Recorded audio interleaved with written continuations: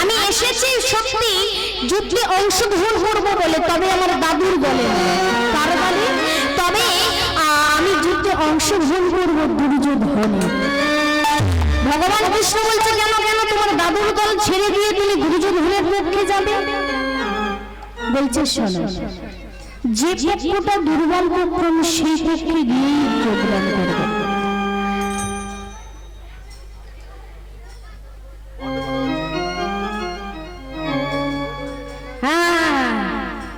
আমি বুঝতে পারছি অনেকদিন পরে এক জায়গায় হয়েছেন তো, তাই গল্পগুলো কোথায় আর দেবেন, ঘরে টাইম পাননি রান্না বাড়ার কাজে, এখন হরিবাসরি এসে ঝাড়ছেন, বুঝতে পেরেছি। আমি গল্প করবো, গানের শেষে আমি গল্প করবো আপনাদের সামনে, তবে একটু চুপ। বলছো শোনো, আমি আমার দাদুর দলে যোগদান করবো না, আমি দুর্যোধনের পক্ষে যোগদান করব।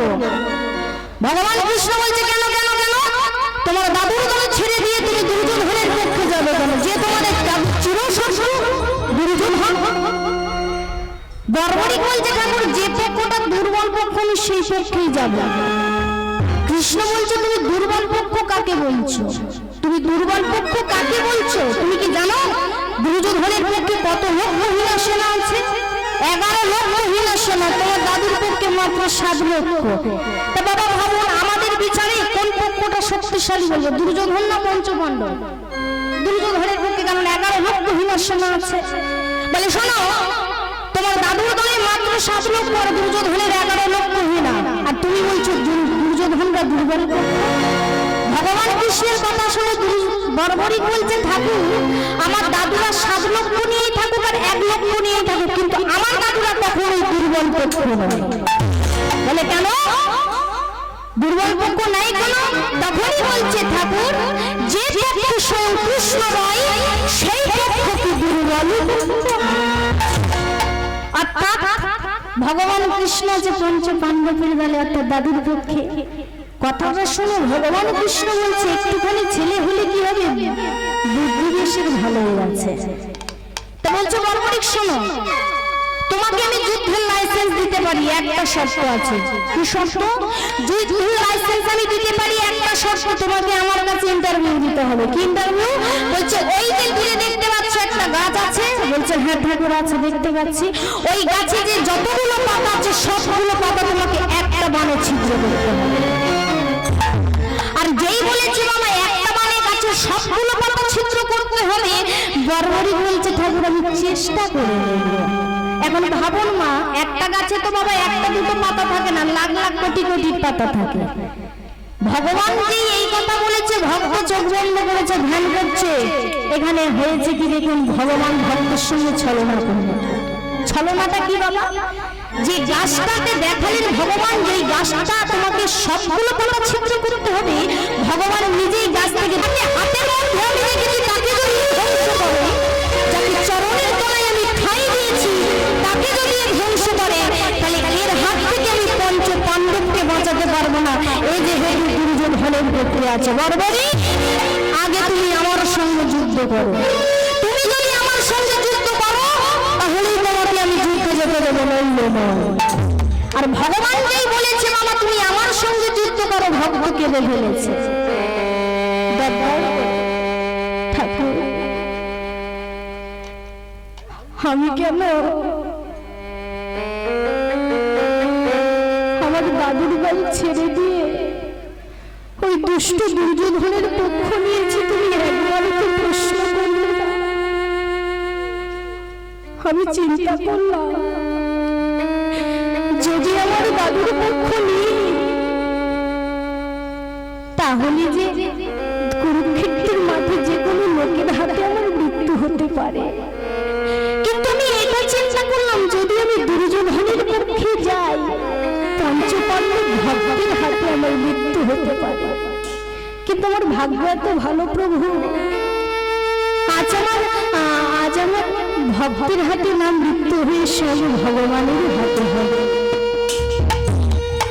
তাই তো প্রভু আমি আমার দাদুর পক্ষ ছেড়ে দিয়ে দুর্যোধনের পক্ষ নিয়েছি। তুমি প্রস্তুত আছো যুদ্ধে? বর্বরিক বলছে হ্যাঁ ঠাকুর। যেই বাবা ধনুর্বাণ ভগবান তুলতে বলেছে বর্বরিককে, বর্বরিক ধনুর বাণ তুলেছে, আর ভগবান এদিক থেকে সুদর্শন চক্র ছেড়ে দিয়েছে। সুদর্শন চক্র ভগবান যেই ছেড়ে দিয়েছে, ভক্ত গান্ডীব ধনু তুলবে কি সেই সুদর্শন চক্র দিয়ে বর্বরিকের দেহ থেকে মন্ডটা আলাদা করে দিয়েছে। আর ওই কাটা মুন্ডটা গিয়ে গড়িয়ে গড়িয়ে ভগবানের রাতুল চরণে গিয়ে ওই কাটা মুন্ড থেকে উচ্চস্বরে কৃষ্ণ নাম বার হচ্ছে, মাধব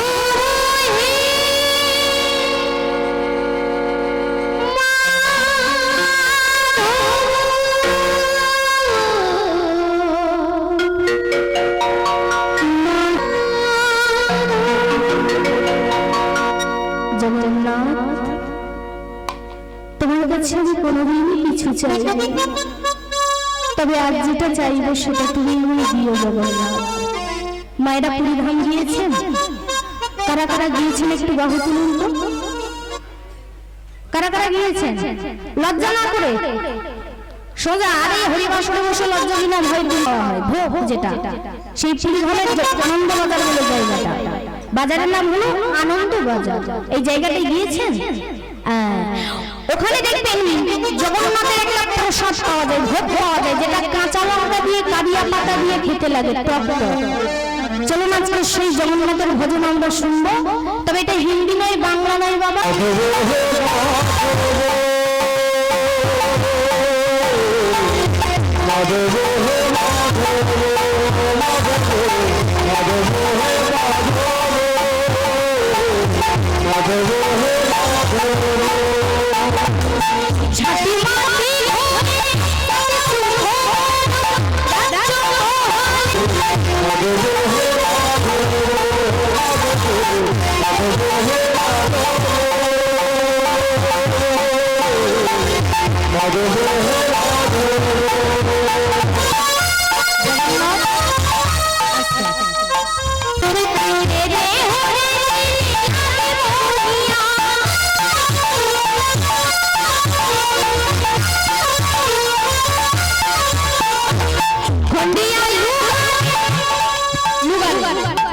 কাকে বলা হয়? পুরীর হলে লুগারে কাকে বলে? গামছাকে লুগারে বলে। ভক্ত ভগবানের কাছে বলছে, তোমার কাছে আমি দামি পোশাক আশাক চাই না, এই লজ্জাটাকে নিবারণ করবার মতো একটা গামছা তুমি আমায় ভাগ্য দিয়ে যাবে না, তাই বলছে ভক্ত। খন্ডিয়া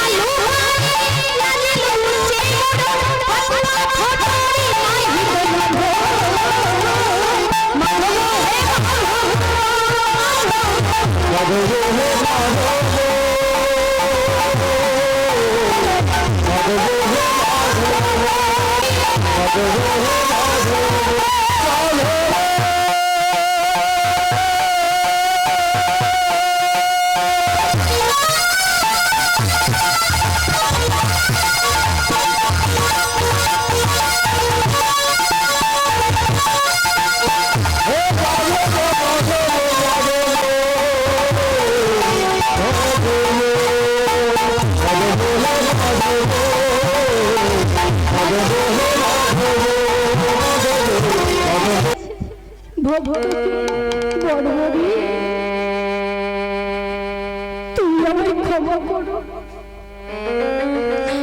আমি তোমার মতো ভক্তকে মেরে ফেলেছি, তুমি আমায় ক্ষমা করো বড়বড়ি। আমি জানি তুমি আমায় কতটা ভালোবাসো, কিন্তু ধর্মকে যে রক্ষা করতে গেলে তোমাকে মরতে হতো। বলো তুমি কি চাও মৃত্যুর আগে? আমার কাটা মুন্ডু সবাই, আমি সবাইকে দেখতে পাবো এই কাটা মুন্ডু দিয়ে, কিন্তু কেউ যেন আমার কাটা মুন্ডুটা না দেখতে পাই কুরুক্ষেত্রের মাঠে। তথাস্তু। ভগবানের রাতের চরণ দুটো জড়িয়ে ধরেছে। প্রভু, তাহলে ও যদি আমাদের নাতি হবে, নাতি কেন দাদুদের দেখে এমন ভাবে হাসছিল, ঈর্ষা করছিল? পেছন থেকে বর্বরিক বলে উঠলেন, দাদু দাদু আমি কেন হাসছিলাম জানো? তুমি যে বলছিলে না আমি একে মেরেছি, তাকে মেরেছি, সেকে মেরেছি, কিন্তু আমি তো জানি কুরুক্ষেত্রের মাঠে কি হয়েছিল। কুরুক্ষেত্রের মাঠে যুদ্ধ শুরু হওয়ার 1 ঘন্টা আগে ভগবান সবাইকে মেরে রেখেছিল, তোমরা নিরুত্তরবাদ করেছিলে। তাই তোমরা যে অহংকার করছিলে একে তাকে মেরেছি, তাই আমি হাসছিলাম। ইমান আর অর্জুনের মাথাটা আমার হেড করে নিয়েছে। কেন বুঝতে পারলেন? জীবনে অহংকার আনতে নেই, কারণ অহংকারটা মানুষের প্রত্যেক মানুষের ধ্বংসের কারণ হয়ে দাঁড়ায়। অহংকারটা প্রত্যেক মানুষের ধ্বংসের কারণ হয়ে দাঁড়ায় না। তাই জীবনে যাই করো না, কোনোদিন অহংকার করো না। তাই ভক্তমণ্ডলী, ভক্তিমতী মায়েরা, ভক্ত ভক্তের মতো হতে হয়। ভক্ত কিন্তু ভগবানের কাছে কখনো গাড়ি বাড়ি টাকা পয়সা এগুলো ধন দৌলত চাই না। ভক্ত ভগবানের কাছে কি চাই? নিরাই গৌর হরিবল প্রেম ভক্তি চাই। আর এই প্রেম ভক্তি ছাড়া ভক্ত কিছু আর চাই না। কিন্তু আপনারা শুনেছেন উড়িষ্যায় এক ভক্ত ছিল বাবা, যার নাম হলো একনাথজি। নাম শুনেছেন? উড়িষ্যায় এক ভক্ত ছিল যার নাম হলো একনাথজি। আর এই একনাথজিকে সবাই পাগল বলতো। কেন বলতো বলেন তো? কেন? কারণ যারা ঈশ্বর দর্শন করে তাদের আচরণটা পাগলের মতো হয়। আর একনাথজিকে বাবা সবাই পাগল বলতো। আর একনাথজিকে পাগল বলতো কেন? আমরা প্রমাণ দেখেছি। ঠাকুর রামকৃষ্ণকেও পাগল বলে সবাই। কেন বলে? ঠাকুর রামকৃষ্ণকে পাগল কেন বলে? মাঝে মাঝে সে নিজের পরা ধুতি খুলে দিয়ে পাগলের দাবা দিয়ে ঘুরে বেড়াতো। পরা ধুতি খুলে নিজের বগলে দাবা দিয়ে ঘুরে বেড়াতো, তাকে পাগল তো বলবেই। বলুন, পরা ধুতি যদি খুলে, তাহলে দেখুন ঠাকুর রামকৃষ্ণের মনে বাবা কি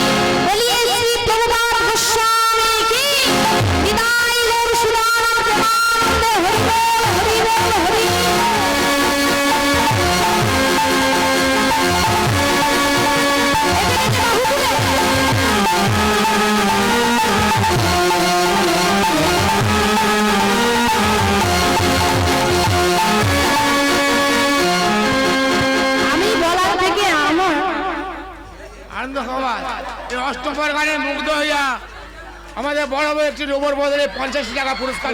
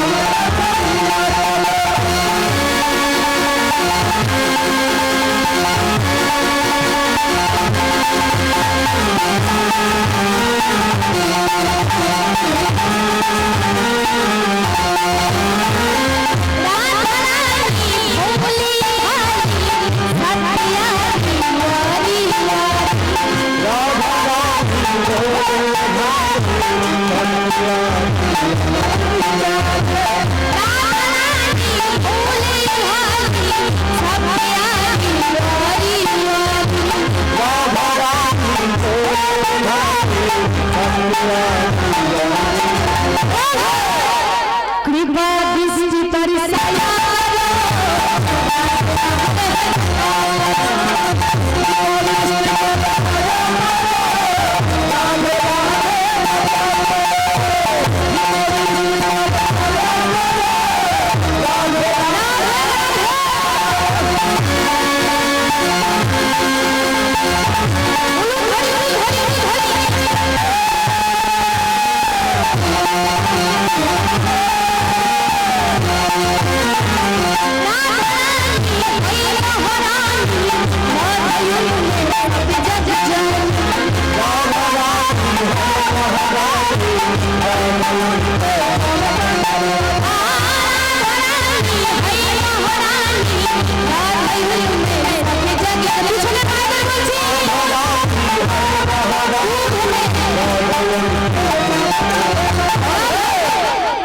चरण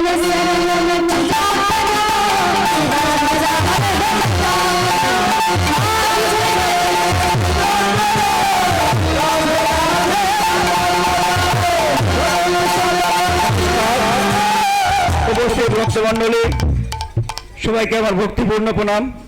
কোনো ভক্তের যদি মেডেল দেওয়ার ইচ্ছে হয়, এই কীর্তন পালা গান চলাকালীন কেউ মেডেল দিতে আসবে না, সময় আসবে সেটা হবে একদম অন্তিম পর্যায়ে।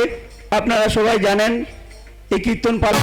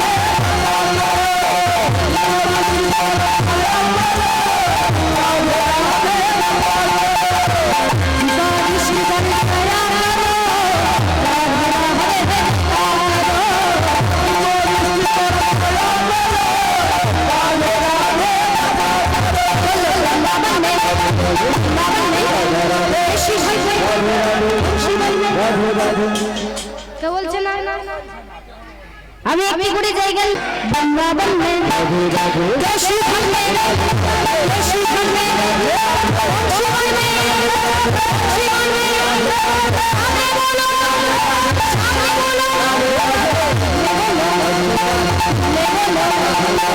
आईने बोलो आईने बोलो